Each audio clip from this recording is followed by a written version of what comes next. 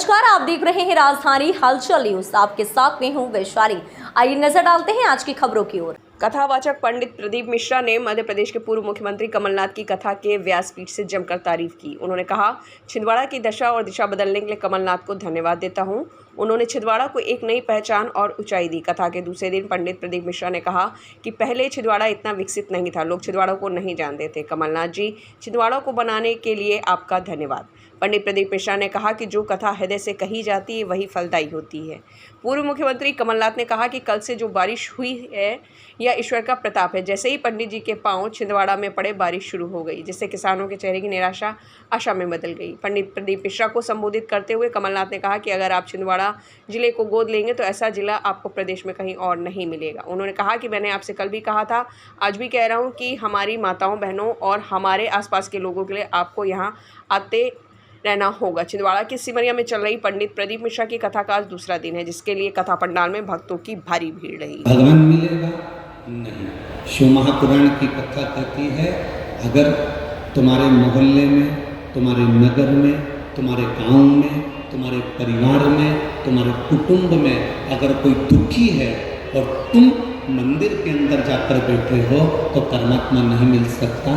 पहले जो तुम्हारे परिवार में, घर में, गांव में, नगर में, शहर में जो दुखी है, उसके चेहरे पर अगर आपने स्माइल ला दी, उसके चेहरे पर अगर आपने प्रसन्नता ला दी तो परमात्मा तुम्हें घर बैठे नहीं कर।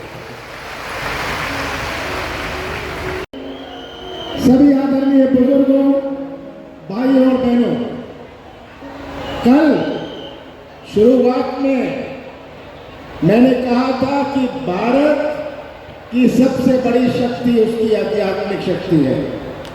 और पिछले 24 घंटों में महाराज जी आपके हमने जो निवेदन किया था आपसे कि यहाँ जो बरसात नहीं हो रही, किसानों के चेहरे में निराशा है, हमने निवेदन किया था आपसे, आपकी शक्ति से, कि यहाँ बारिश आ जाए। आज